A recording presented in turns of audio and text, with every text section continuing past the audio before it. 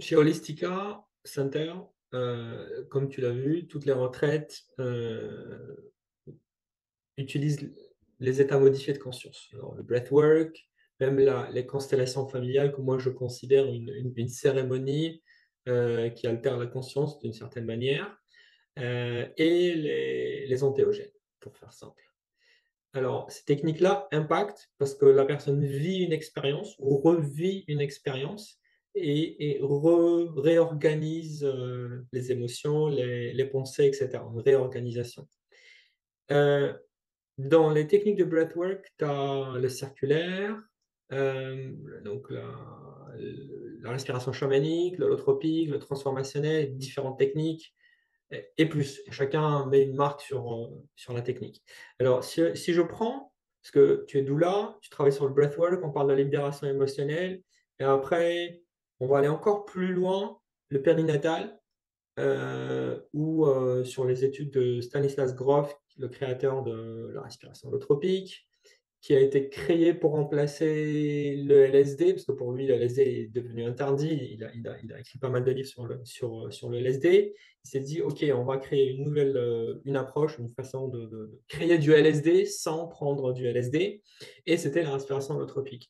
Mais après tellement, d'expériences, de retraite, d'expérimentation surtout, il a découvert que les gens revivent des expériences de leur naissance ou redigèrent ou retravaillent les émotions qui ont été absorbées par la maman et transférées au bébé.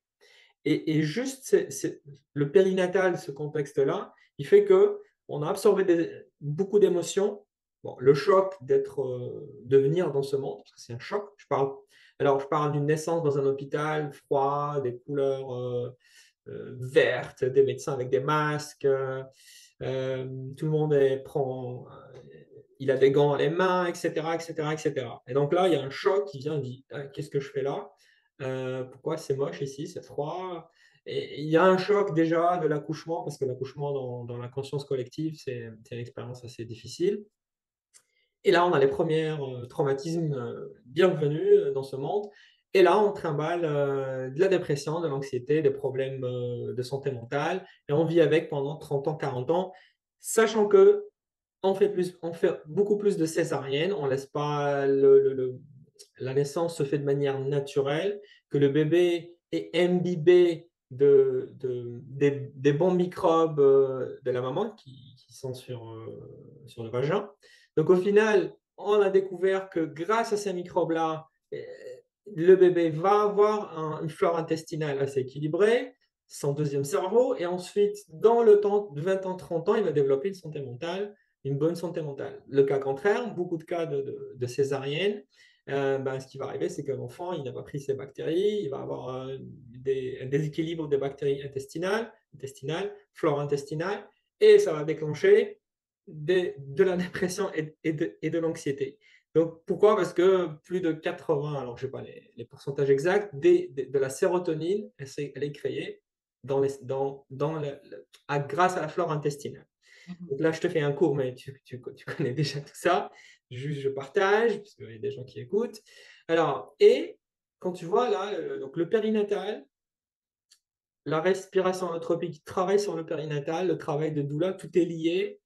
Et je ne sais pas si si tu peux partager ou commenter, dans les expériences que tu as eues avec le breathwork, holotropique ou autre technique, parce qu'on va arriver dans différents chemins pour arriver peut-être au même endroit. Hem, Comment les gens vivent ce retour, au périnatal? Ou est-ce que tu as eu déjà des expériences, semblables? Ça, c'est un sujet qui me passionne. Si tu veux, dans beaucoup de visions ancestrales aussi, on parle du fait que, il y a différentes phases de l'accouchement qui sont comme les premiers espaces où on peut avoir des traumas.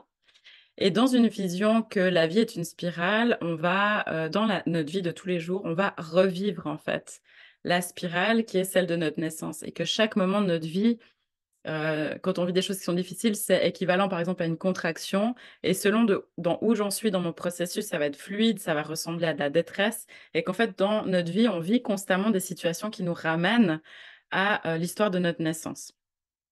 pour ma part, j'ai pu constater vraiment dans les sessions de breathwork, dans toutes les sessions où je mets mes pieds, dans toutes les sessions, il y a des personnes qui vont revivre, des moments de leur naissance, des moments, pour certaines personnes d'accouchement, des femmes qui vont revivre leur accouchement et il y a une sorte de confusion entre l'accouchement, d'accoucher son enfant et de s'accoucher soi-même. Parce que chaque bébé finalement s'accouche aussi soi-même. Le bébé est autosuffisant et il sait faire. Donc il y a vraiment cette phase, tu sais, de comment dire? Où on est dans un espace où on est bien, on est que dans le ventre de notre mère, où il y a aucun effort, où il y a vraiment la notion que tous nos besoins, ils sont remplis sans même qu'on ait besoin d'en faire part. C'est automatique, la vie, elle est là, en fait. Ensuite, il y a vraiment le moment où, ben, le col de la femme, il est quand même fermé, mais les contractions commencent et du coup, il y a vraiment cette sensation du bébé d'être dans une détresse, de se Mmh. dire: «OK, je dois quitter cette béatitude dans laquelle je suis pour, aller dans un endroit alors que la porte, elle est pas ouverte. Donc je sais pas où je vais» et du coup, c'est comme si je subis, en fait, la notion des contractions et ça, en breathwork, on le voit souvent qu'il y a des corps qui réagissent ou des personnes qui ont la sensation d'être en détresse, de devoir aller quelque part, que ce soit dans leur vie ou tu vois, de revivre l'accouchement et de pas savoir par où passer. Parce qu'ils revivent cette notion d'être poussés, mais pas, de savoir où aller. Ensuite, il y a la partie où le col va s'ouvrir et du coup, on sait où on doit aller. Par contre, ça veut dire quitter cet endroit où j'ai été, dans cet état extatique et en béatitude mais en fait, j'ai pas le choix parce que les contractions font que je dois sortir et du coup, il y a cette notion dans la vie aussi où on commence ce processus de deuil, de se dire: «OK, je dois quitter cette personne, ce lieu, ce travail, cet endroit et je sais que je dois le faire. J'ai pas envie, mais j'ai pas le choix parce que la vie, elle me pousse», tu vois?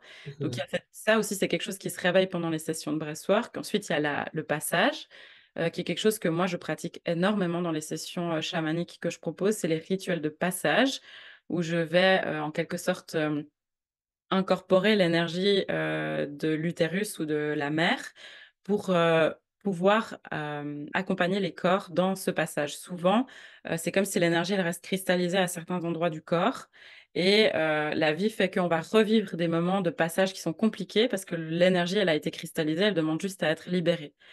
Donc ça se fait beaucoup par de la contention. Ça peut être assez impressionnant à voir parce que ça demande vraiment de contenir les corps des fois assez fort mais ça permet vraiment de pouvoir libérer ensuite, toute cette énergie qui a été stockée lors de l'accouchement et puis, après ce passage où c'est vraiment assez, compliqué, souvent on a la sensation de s'étouffer, d'être à l'étroit, de nouveau dans notre vie, mais aussi dans notre accouchement, notre naissance et puis après ça, il y a vraiment le moment où en fait tu récoltes toutes les pépites d'avoir eu toute cette transition et où le corps il est complètement détendu et c'est typiquement ce que tu parles. Typiquement quand on a un enfant qui naît, bah, il devrait naître dans cet enveloppement, cette douceur parce qu'il a traversé tout ça et au lieu de ça, bah, on se retrouve dans des hôpitaux avec 16 degrés de température, des gants, des lumières, des gens que le bébé connaît même pas, qu'il a jamais entendu et du coup, ça cristallise l'énergie plutôt que d'avoir cette sensation d'être accueilli par la vie et d'être de nouveau dans une béatitude.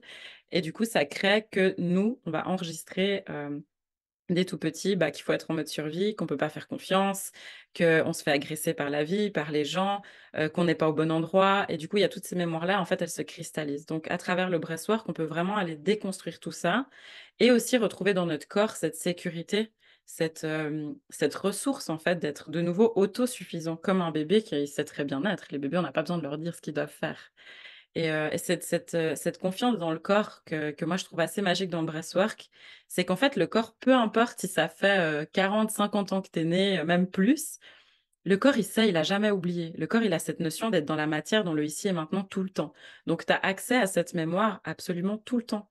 Tu rentres en état de conscience modifié, tu vas activer l'énergie, tu as accès à ce moment-là, même si c'était, il y a 60 ans, tu vois?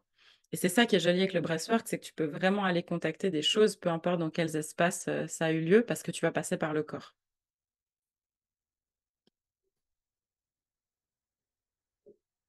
Je te termine ton processus, parce que là, on a parlé de ce moment et les gens reviennent au périnatal, ils travaillent sur le périnatal et libèrent des émotions et OK, je comprends que comme si le périnatal dessine toute leur vie par la suite, ce que j'ai compris de tes mots, et que le périnatal libéré, ça permet d'avoir une liberté sur le choix de la vie aussi, pas être conditionné par une expérience dans le passé.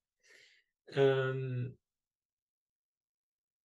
alors holotropique, chamanique et circulaire pendant la retraite, selon le groupe, il y a des gens qui vont les participants vont peut-être avoir, la chance de tester une ou 2 techniques. Donc ça dépendra du groupe de participants.